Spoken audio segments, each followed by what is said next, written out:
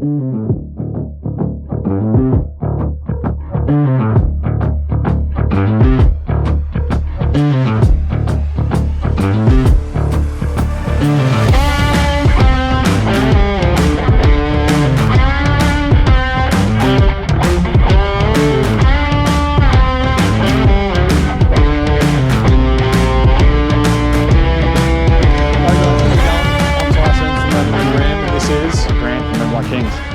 is episode 2 of American Truck Chats.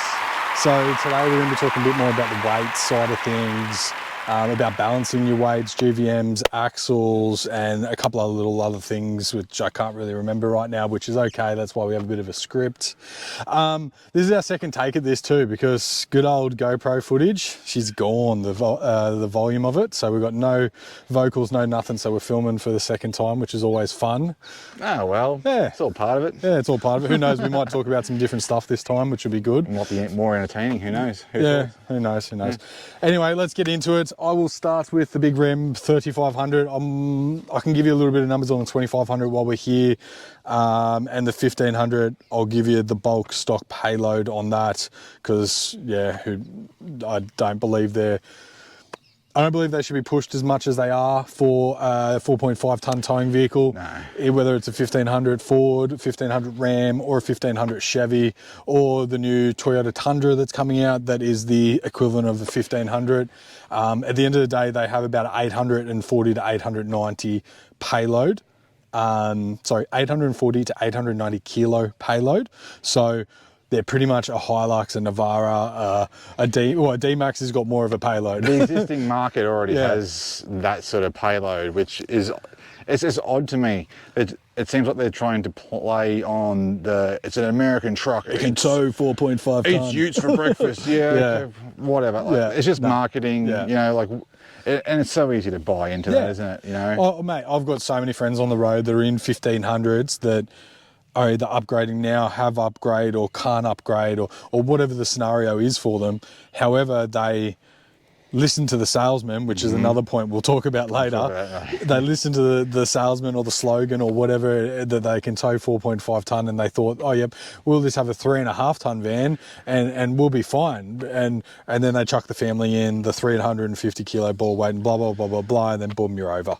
And that's it. That's what happens with the 1500 model realm of all the brands. You'll end up over unless you're literally like yourself, the two ears, and you do no accessories and you tow 3.5 to 4 ton, and then you'll still be pushing it because that rear axle.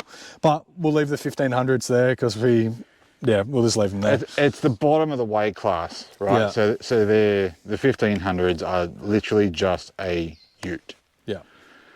And they're very, very comparable and almost in the same class as your Rangers, Hiluxes, and all that sort of stuff. So they're just a V8. They're just a bigger motor, and they look cool, right? Yeah. So anyway, don't get me wrong, they're comfy as too. Like I'd have one. Like when I finish traveling, I'd happily sell the 35 and step into a 1500 as a daily. They're a ute. And these are a truck. Yeah. So you get to the 2500 or the 250 platforms, they become more of a truck than the utes. Yeah. They are a completely different weight class. So it's very, very hard. Again, like it is hard to compare these to a ute. It's hard to compare, it's easy to compare what was I saying? You can't compare utes to these, but you can compare the 1500s to the utes. Yeah, 100%. 100%. Yeah. All right, well, let's jump up to the 2500 model. I know a little bit about them. I did have one. I jumped to a 3500 because the 2500 wasn't enough for us. I had the Bighorn in the Ram, which is the petrol one. It's the equivalent, I think they call it the Power Wagon these days. Reason I jumped out of that one is it can only go to 5.3 ton. You start off at your 3.6 to 5.3. Quick mass, geez, what's that? That's like 1900 kilo payload. You're right. It'd be enough for like someone like yourself, because you don't crack 5.3, or you sit about 5.3 in that, don't you? 5.2. 5.2. There you go. So 2500 would be all right for you guys. Yeah. But for us, where I don't know, I've just got more gear. That's probably the easiest way to put it. I've got more. I've got a kid. I've got probably more kids coming, like all that kind of stuff. Yeah. So more weight, and we sit at the 5.6. So Heavier we boat jumped. too. Yeah. Actually, yeah. Your boat's like 100 kilos. I think mine's like nearly 150 with all the flooring and everything I've done to it, and it's a bigger hull. So. Yeah, so the 2500s, the biggest thing to take out of that is you get, it's about 1900 kilo payload if you do the full GVM upgrade into a truck license. However, I don't see the point in going a 2500 if you're going to do the truck license. Yep. Like, I think they're only like $6 or $7 difference in a 35 and a 25. Right. So for the payload, But you get an extra. Can't justify the payload for the license, really. No, because what's the point of going to a truck license? Like, what's the point of buying a 2500? Going to a truck license where you might as well just buy the 3500, already got the truck license, and yes, you can still upgrade it, but then you upgrade it and you got 5.8 ton. That's right. So you're about 500 kilos more than the 2500. Wow. Another half a ton payload, 2.2 ton I've got in payload on that thing. And that's because my rear axle is, let's see, 317 roughly. And then my front axle is 2.7 something roughly, hence the 5.9. I won't give you the exact numbers because I'm not gonna know them perfectly. And yeah, there's too many numbers to remember. Names and numbers I'm not good at. But also with that, which we found out with your vehicle, not every 3500 has the same payload. And an example in the Rams, I've got a friend that's got a different one, not through Ram Trucks Australia, through SCD, and his model was meant to be a plow or something in the States. So he's got an extra 100 kilos on his front axle. Yeah, so they reinforce everything because they're marketed for different purposes over in the States. Yeah, 100%. How is that? And like, they won't do that here because they don't have those purposes. So we have to, if you want that, and you're going to get one here from factory, you're going to have to find those components and put them in aftermarket. Yeah, or you got to go through those smaller converters like your not SCD, I won't say SCD is a small one. However, you got to go through those people that aren't Ram Trucks Australia, like your Maracuna and your SCD and everything like that, because they can literally bring that model in. And then you've got, like in the Rams, you've got the Mega Cab. Oh yeah. So then that adds to your tear weight. So it's not 3.6. I think they're around like 3. It doesn't add heaps, but it adds a little bit. And then you got your long bed. So you got the 8-foot tray instead of the 6-foot tray. And then you've got your Mega Cab long beds. And then like there's all the different models. So then you got your different tear weights. Some of them have different GVMs, and then some of them have different GCMs. Yeah, right. So the biggest take from this, and we'll talk about the Ftrucks as well, but the biggest take from this is remember to actually check what your axle weights are and what your tear weight is before you just assume that, if I'm buying a 3500, I'm going to be the same as Tyson from Roman and a Ram, and I can have 5.8 ton. Not necessarily. You could have more or you could have less.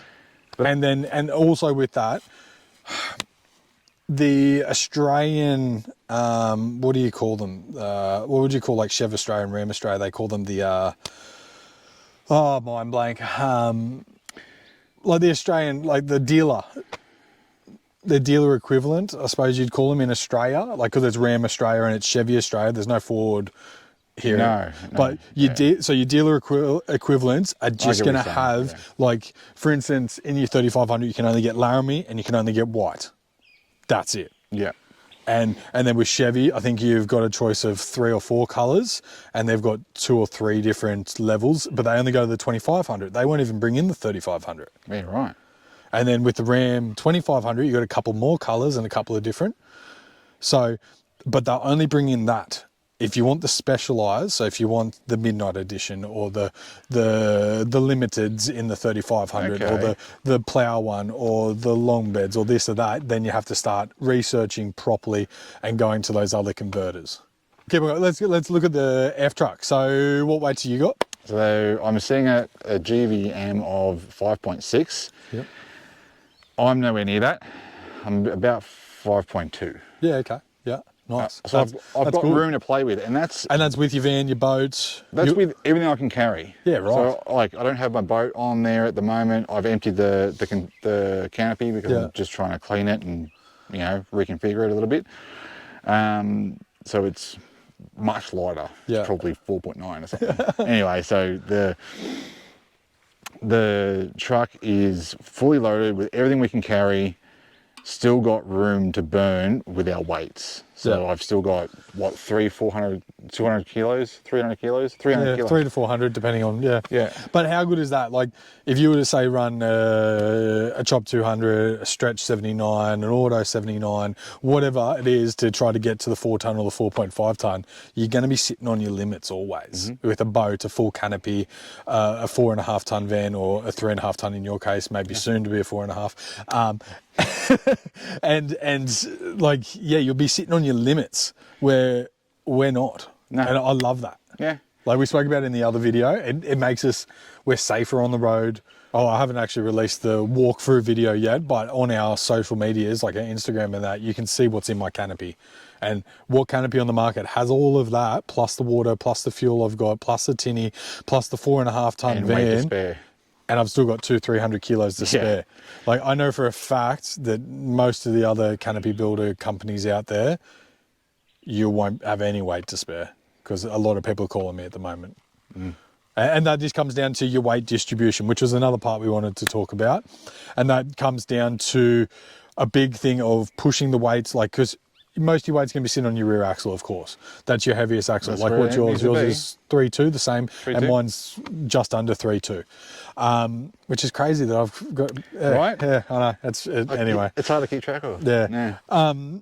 Yeah. So weight distribution. So say you've got your axle, you don't want to do like your big AUX tanks that sit behind the axle, because then you've got the leverage effect. You don't want to do your massive twin spares sitting 2.2 meter canopy with your twin spares on the back, because then you've got all this weight sitting at the back of the car. You want to try to bring your weight on top of the axle or just in front of the axle. Like for instance, in my canopy, which you might be able to chuck some B-roll over this, the heaviest part in my canopy is the kitchen and my battery, my 400 amp hour. And where is all that? Right at the headboard or just over the axle. Right. And that is for weight distribution. And like when we weighed this versus when we weighed my old canopy, I actually added 100 kilos to the front axle, but I didn't change, or I changed the suspension, but I didn't change enough to add 100 kilos. Yeah. And that just shows bringing your stuff forwards and taking a little bit off the rear, how you disperse the weight over the vehicle. What was it, the one of the first times we sort of started hanging out up at Burrum? Yeah. You looked at my truck and where I had my boat, I had it hanging off the back. Oh, yeah. Just that little bit more. By, I don't know, by that much. Yeah, yeah.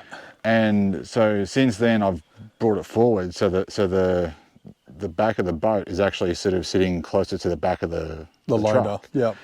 And I noticed the change in handling pretty much immediately. It's crazy, eh? Yeah. And you wouldn't I had it back because of my solar panel. Yeah, but you wouldn't think it. So I moved it forward. Yeah. The aerial's forward. Yeah, everything. The boat forward. And it's all sweet. And then it changes it. Yeah. Yeah. Exactly. Yeah. It's small changes like that. It's crazy with weight distribution. Yeah. Yeah. And as well, like the little things like chucking all your tools. Like I'm bad for this. I got a lot of my tools in my trundle drill. Right at the rear of the car. Yep. Contrary to what you just said. So, which is one thing I want to do in the very near future, is where my air compressors are, I'm actually going to have tools underneath the air compressors, which brings the weight forwards. Yep. Yep. And just so many other things like this will Gen Y hitch. Gen Y hitch pushes the your tow point 250 mil back. Yeah. Yeah. Like you can do your own research on this. Google fulcrum effect, leverage, like how pushing the tow point further back. Yes, you put say if we put 450 kilos on the ball where the standard ball weight is, like the standard ball fitting, like your from stock. We can do an illustration here, but we don't have the money for or the budget for the scales and everything like that. So, yeah. But if you put your ball weight there, you're going to get whatever you get on your axle, which will actually be technically a little bit more due to leverage than what is actually there at the time. However, you push that another 250 mil back, It's crazy. It adds like nearly 50 to 70 kilos.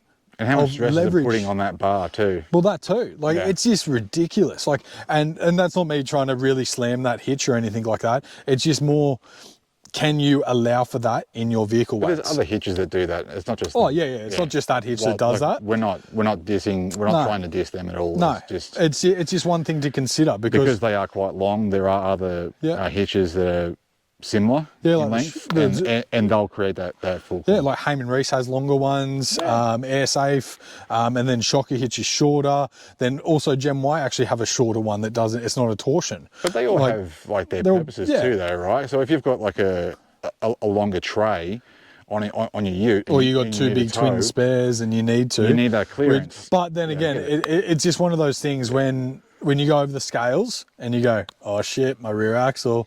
Maybe it's things to start looking at. Yeah, for sure. Like the AUX tanks right at the rear that go in the spare wheel, I hate them.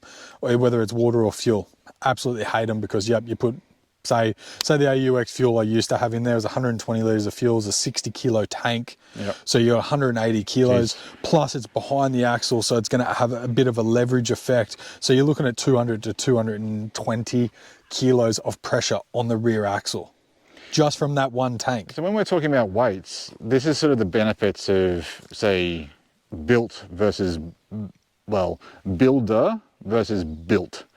So I had my truck built by a builder, whereas you built your truck. Yeah. And you can actually get all the gear that you need. Yeah. If you could go to this extent, right? You could actually go buy everything, lay it all out, weigh each and every thing, crunch your numbers and go, I need to look for a new tank, I need to look for a new bar, I need to look for, because it's just too heavy. Also with that, you need to think about like we were saying with the placement on the vehicle.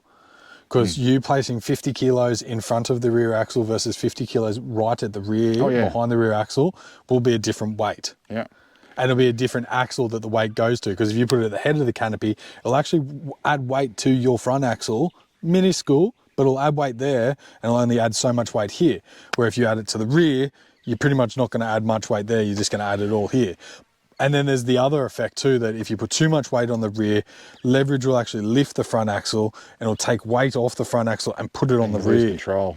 But it takes it from there and puts it there, which is crazy. But it's not underselling it or overselling it by saying that it's actually a bit of a science to it, eh? Yeah, no, definitely. Because I've seen people that they'll buy the thing from Repco where you can measure your ball weight, and they're like, oh, my ball weight's 350 kilos. My car weighs this, so 350. Yep, I'm sweet. Well, actually, you're maybe not sweet because that 350 kilos might turn into more. That's all I'm getting at here is really think about your weight distribution and where you place everything. We'll leave it at that because I could go on about it for hours, as you know, because we speak about this stuff all the time. And I'm going to pull my phone out because I can't. I was about to wrap you up then. Yeah, thanks. Okay. So, we did 3 subjects then because we had weights, GVM, GCM, axle weights. We've done that. That's all right. And then we had how to get to your max weights. We can all talk a little bit more about that. And we had weight distribution. So we covered that. So, we're making progress. Yeah. So how to get your max weights. Do you want to talk about how you did yours first or you want me to? You go. All right. So for myself, because you did it for a car builder, so yours is going to be a little bit different, where I actively sought out an engineer, a mod plater as per se in Queensland, because that's all we need. And I called the bloke and I went, hey mates, I want to get my max weights. He's like, yep, sweet. Okay, this is the information you need to give me. Yeah, right. And he has to visually check it, but he gave me a list of things to do prior because there's no point of him coming out unless I've done. Yep. And I need tyre weights. So my tyres are 1,800 kilos per tyre, so I'm good. That's 3.6 for the rear. My rim weights, I can't remember them off the top of my head. However, I'm running the Method HDs, so I know they're definitely within it. I think they're around 3.6 as well for the rear. And then I needed my axle weights, which is a placard on the vehicle. And then he wanted to see that I'd had airbags and suspension upgrade. That part there, you don't always have to have because some engineers will do it with the standard suspension. However, at the end of the day, it's up to the engineer's discretion because he is signing it and he is legally liable when he signs off your suspension. So yeah, so at the end of the day, for my way of doing it, I did a suspension upgrade, I did airbags, I had to do a tyre upgrade, which I already had, and rim upgrade. So pretty much from your weight, the chain down to the road. Like when you think about it, tyres, rims, axle, suspension, then your chassis. And that's how I got it. So then he came, did the paperwork, put the plates on, and I went to the TMR, which is the Queensland equivalent of your Department of Main Roads and everything like that. Paid a small fee, always got to pay a small fee, bloody government. Yep. And then Small fee? Yeah. Well, it was only small because I was already a truck. Okay. Yeah, so because I was already a truck, it was only a small fee because I only just lifted, but I was already in the truck category. And then I got classified as 5.8 tonne. Yeah, right. How did you do yours? I went to a guy and said, I want this, and he went and did it. So, Ooh, la-di-da. right. Okay, but So- didn't you say you had to do something else in New South Wales because he was in Queensland? No, Didn't you have to take it? I thought you had to take it to someone. Or did they do all that too? they did it all, Oh, well, geez, yours was easy. right? So that's why I'm sitting here going, I don't have much to contribute here, sorry. No, but that's okay, but that shows the difference. That shows the difference. So, in paying someone. the downside is that there can be a bit of ignorance on, say, like on my behalf. So I still needed to do, well, I tried to avoid that by doing as much research and communicating with the builder as I possibly could without, and I said to him, look, I'm going to sound a bit dull. Yeah. But I'm going to be asking you questions that you know, but that's why I'm asking you. And if you do your own Yeah. build for a car builder, ask the questions. Don't think it's questions. stupid. There's no dumb question. No, there's no dumb questions. And he actually said that. He said, look, just anything and everything, ask me. At the end of the day, you need to legally know your vehicle when you're on the road, and you need to know if there's a fault, how to fix something. So you need to know everything. Well, ignorance is negligence. Exactly. With these sorts of things, and particularly if you're living on the road. But and there was still a few things that I didn't quite understand or didn't know the specifics of, but I have since then more or less figured it out. But because they're all numbers, I can't remember them all. Oh, there's so many numbers. It's ridiculous. But if I ever get lost, I can give the builder a call and say, mate, what'd you do here again? Yep. And also with this, if there's any specific numbers you want to know or specific details on how we did stuff, you're more than welcome to drop a comment down or contact us on any socials, and we can help you out the best of our knowledge. And I'll say that it is our knowledge. It's not a professional based or anything like that. Our experience. Yeah, experience / knowledge. Yeah. It's not. We're not experts. Yeah. So you still got to do your own research, but we can help you out with what we did. We've been through some of the trials and tribulations in building these things, because it ain't easy. They don't happen by themselves overnight either. No, they definitely don't. All right, let's jump on to the next one. Aftermarket parts depending on conversions. So I'll start this one off because I had a Ram 2500. This was back when Ram Trucks Australia was saying the best way to convert the Ram truck was to actually take the steering box and move it to the other side, before they worked out there was a ton of faults in it. But so they took it from the inside of the chassis on the old driver's side, which is left-hand side of the vehicle, and then they moved it to outside of the chassis because it was the only place to put it, right, on the right-hand side, the new driver's side. Okay. The only problem with that is now you're stuffing with sway bars and geometry of lifts and everything like that. So you can't just go jump online and go to Carly or CJ Off-Road or Fox or BDS or wherever you're buying your kit from. You can't just go there and buy that kit, because it's no longer going to fit exactly the way it should. You've got to modify stuff. Yeah, right. Because the steering box would interfere with the sway bar or interfere with this and that and everything like that. And that just shows that type of conversion, you've got to know what parts. And then, like back then, if you jumped into the SCD way of doing it, which is now how Ram trucks do it, they left the steering box and they do the arm link across and then up to the steering wheel. You could use anything from America in suspension. So that's a bit similar to ours. So with the Fords, a lot of the time you've really, like when we got this, and even before that, the two options you had that were plain and in your face and all over the internet was Performax, which is what this one is, and it wasn't. We didn't go to Performax. It's a second-hand vehicle that we bought at a dealership that was already converted. So Performax and VDC. VDC, they're more, from what I've seen, and I could be wrong, but from what I've seen, they are far more more like the factory. Yeah. After the conversion. Yeah. Whereas Performax have sort of done their own thing, like, they're just sort of which can be bad, found their own things and then made their own parts to make their process easier. And it's not necessarily bad, it's not necessarily good either. It just means that when you need parts, you need to specify that vehicle was converted by that company. Yeah. And it's a little bit problematic sometimes. And if that company ever goes bust, yep. And you can't get parts. Got to fabricate them. Yeah. So I suppose what we're getting at there is know your conversion and know what they've changed before you buy stuff, or go to someone to buy parts that knows the conversion. Like, it's okay. You don't have to know everything. Like, we like to know as much as we can. However, you don't need to. And there's a million YouTube videos out there on different conversions and different this, or you can always go to a car builder and say, hey, I've got a Harrison's, or I've got a Performax, or I've got an SCD, or I've got whatever you've got, and they'll know the best place to buy parts. But even the mechanics. Yeah. Like Reese and Dave Reese from GNL, Dave from All American Driveline. You can call them and go, they know all these things because they work on all of them despite the converter. So that goes back to having a good mechanic. You can always call your mechanic and go, hey man, I need to get a sway bar and I've got this year model. Where should I get it from? Mm-hmm.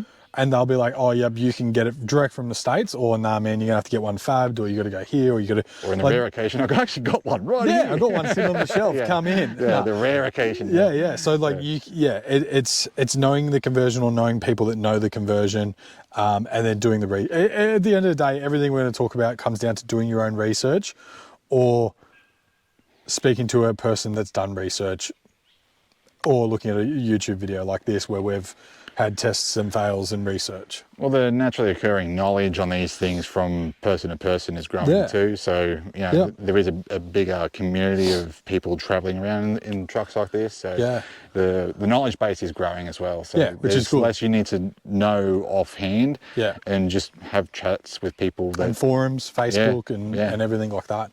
All right, next one. The salesman. Okay. All right. I've got a good one for this one. I love this story. I tell so many people it. So when I was first looking at a Ram, okay? Be kind. When I was first looking at a Ram, I went to a Ram dealer, and I was looking at a 1500. I didn't know what I know now. I was looking at a 1500. I nearly bought this 1500 too, except anyway, I won't get into that part.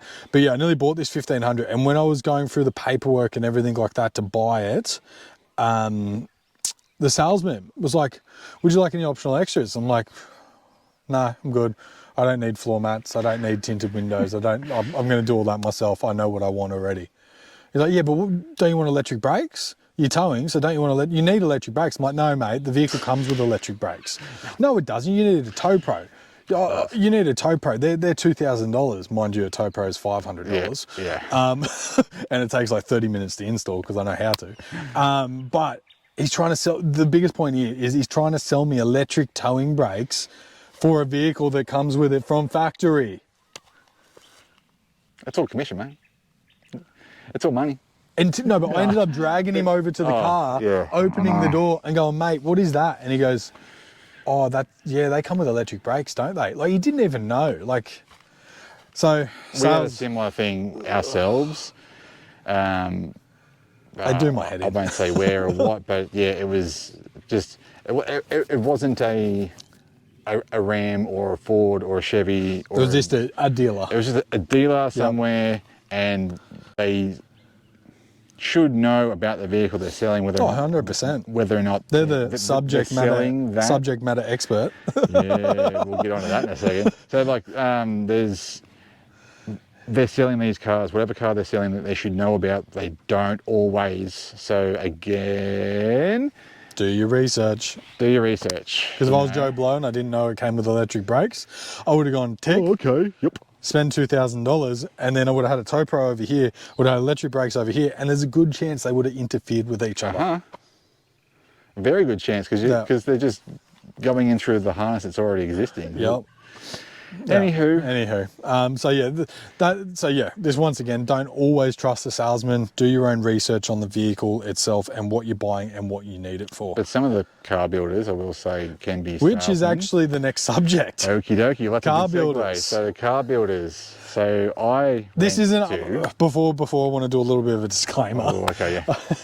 I'm not trying to say don't go to a car builder. They've got their purpose, especially like for yourself when you're in WA and organising everything. Yeah.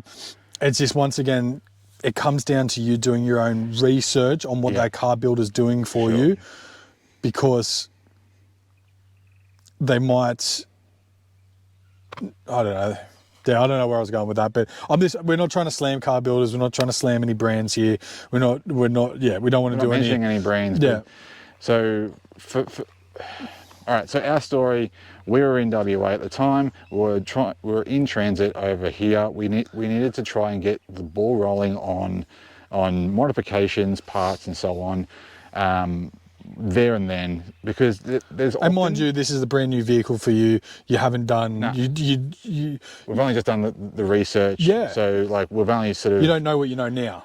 No, we were a little bit ignorant because it's all new to us, and you can't learn everything off the bat all at once. You just can't. Hence why I bought a 2500, and it just happens. We had to get the ball rolling on this thing.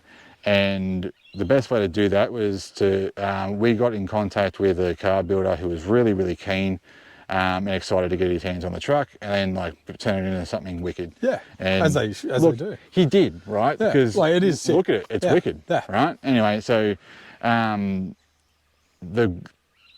convenience of just sort of handing all that responsibility over to a project manager, and then having them sort it out and source all the gear, so that when you organise a date, you drop the vehicle off, you throw on the keys, and see you in a month, and your truck's built. I'll pick up this absolute monster. Yeah.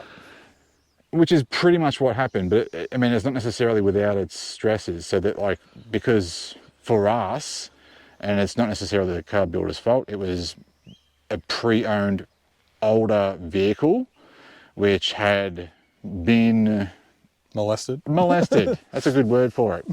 It's a creepy word, but it's a good word. It happens to every vehicle. It happens to every single vehicle. It's if you ever sell that, it's molested. Oh, there's a highway of cables. Yeah.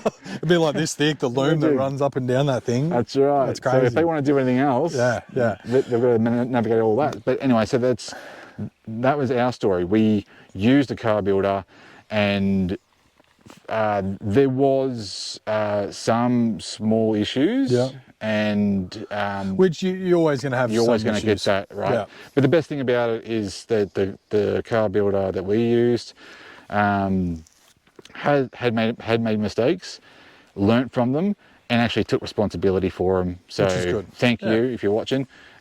He's sort of take responsibility and rectify problems. And now that problem doesn't come up. And that's all I could ask for, right? Yeah, exactly. So there's no hard feelings. No, totally get it. Right. What I'll say about that is don't always trust them. Do your research. As we keep on saying, do your own research. Because at the end of the day, when you drive that vehicle out of their lot and you're on the road and you're the licensed operator, you're the one that is going to be in trouble if something happens and your tyre isn't rated properly, or your rim isn't rated to your you know what I mean? If your tyre isn't rated to your GVM and the car builder's done it, but you're the one driving it, you should check it. Yeah. So same with rims, tyres, anything, the weight distribution, your weights overall. If they build you the car and then it's overweight, well, it's on you. It's not really on them as far as I know. There might be a different legal stand in that. I don't know.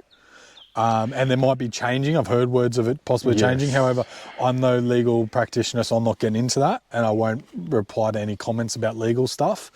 But at the end of the day, you are the operator of a vehicle on a road. So you are the one that is at fault if something happens. Yes, there is a chain of responsibility, but you are the number one.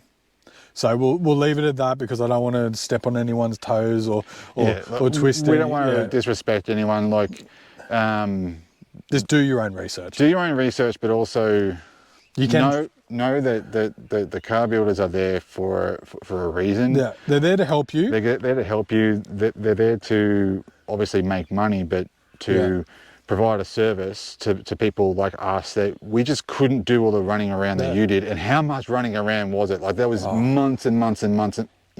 I don't think I've stopped running around for like 3 years after building two trucks. But you're still going. You're still going with this, right? I know. I'm always changing stuff, but that's just me. Yeah. So like the biggest advice I'll give you is you're going to go to a car builder, sweet. Go to the car builder, do the plan on what you're going to do. Tell them to write you out a list on every single modification they're going to do, including the mod plates and everything like that, because when you jump into the truck realm, which actually we might chuck that into episode 4, mod plates. So when you jump into the truck realm, you need mod plates for everything, but get that list and then go through and actually research them and make sure your tyres are right, your rims are right, your weight distribution is going to be okay. If you can find out the canopy weights, if you can find out the tinny weights, if you can, your bull bar weights, for instance, like mine's 130 kilos on the front, like, and then you've got a winch. And so get the list of what they're going to do for you and go do some research on it. Don't just go, here, sir, here's my car keys, do it for me, and then cry ignorance at the end of it. Because I've seen people cry ignorance and I've seen people get stuffed over. At the end of the day, it's a who's at fault kind of thing. Well, look, that happened to me, right? So, you know, but you didn't really cry ignorance. I'm not. No, but I did go, well, shit. Yeah. That's something I probably should have known, right? Yeah, and at the same time, it was, I should have been on the phone with him and then spoke about it, and it's all sorted, right? Yeah. So get your list of extras, double check it, just make sure it's good. Yeah. And we'll leave car builders alone now. They're cool blokes. I know a lot of them in SEQ. Like I've met a lot of them, and I know a lot of them personally. They're cool blokes. They're just, but. Yeah. A lot of them are doing some pretty cool stuff too, eh? And the research they do, they go over the states, they find the new products. They're source matter experts too, right? Because they have to be. Yeah. All right, I think we will leave it about there. That was a pretty decent episode, and the next one's going to be like canopy weights. And anyway, I'll bring out that list again so we can tell you what's going to be in the next episode. We're going to be going over, what do we got left? We've got canopy weights, we've got accessories and prices, fuel economy, our problems and common problems. We're going to run you through our canopies for weight distribution and where we put things, and you'll get to see inside Grant's canopy and inside my canopy. Next episode will be over at Grant's channel, so jump across there, give him a like and a subscribe and hit the notification button, because then you'll get notified when that episode's coming out. And we'd love it if you did it to our channel too, because at the end of the day, that's the only real way to support us, is through that. We don't have any monetary funding or anything like that for any companies, so give us both a little bit of support. We'd love it if you could, and subscribe, like, hit the notification bell, and chuck any comments down there in the bottom on both of our that'd be good. Both of our channels. There you go. There you go. See, we're helping each other out. Anyway, guys, hope you enjoyed this. Hope you got something out of it, and we'll see you next time. Cheers, guys.